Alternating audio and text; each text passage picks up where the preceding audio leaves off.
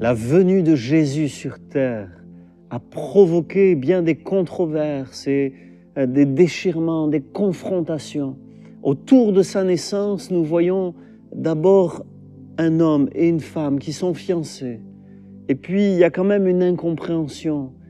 Un ange a annoncé à Marie qu'elle deviendrait enceinte sans avoir jamais eu de relation sexuelle. Pour son fiancé, c'est très compliqué à comprendre. Il envisage de la répudier et de se séparer d'elle. Et puis, Hérode, le roi en ce temps-là, va être informé de la venue d'un roi qui doit naître à Bethléem et jaloux, il va essayer de tuer ce bébé.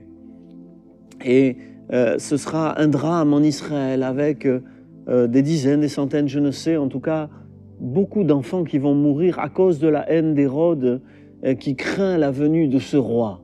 Et pourtant, malgré ces drames, Joseph aussi va recevoir une révélation de Dieu et il va prendre Marie avec lui.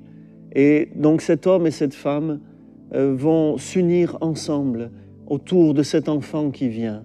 Et l'union de ce couple va ensuite s'illustrer par l'union des Juifs et des non-Juifs, puisque ce sont des mages venus d'Orient qui ne sont pas juifs, qui vont venir, qui vont annoncer donc à Hérode la naissance de ce roi.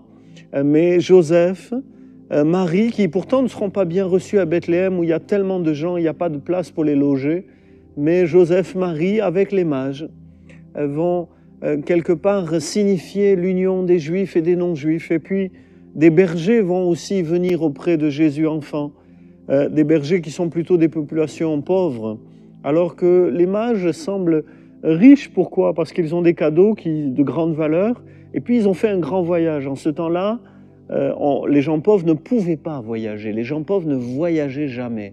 Et donc les mages sont forcément des gens riches, non seulement à cause des cadeaux, mais parce qu'ils ont voyagé. C'était le privilège des gens riches. Et donc, autour de Jésus, un homme, une femme qui auraient pu se déchirer dans leur couple, mais Joseph, lui, va accepter cette grâce extraordinaire qui a été faite à Marie et prendre l'enfant avec lui. Et puis, des mages, des bergers, toutes sortes de personnes vont se réunir autour de Jésus. Et cette union qui se fait autour de lui et de sa naissance, malgré une certaine indifférence autour de lui, à Bethléem, une hostilité chez Hérode.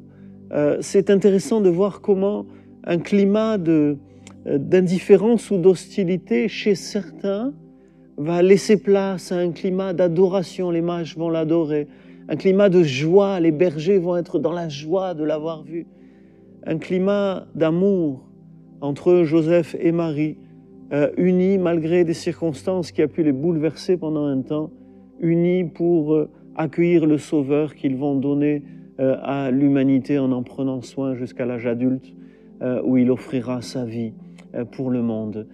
Nous avons ainsi autour de Noël, dans un contexte pas simple, une belle image d'unité, d'union autour de Jésus, qui nous renvoie vers l'union que nous vivons dans l'Église, des Juifs, des non-Juifs, des hommes, des femmes, des gens qui se seraient déchirés sans l'intervention de Dieu, mais qui réussissent à témoigner de l'amour de Dieu ensemble.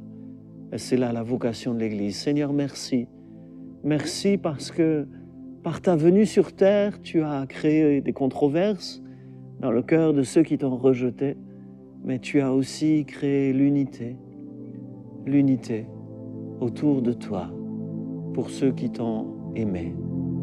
Et Seigneur, nous aussi, nous voulons vivre cette unité dans l'amour de ta personne.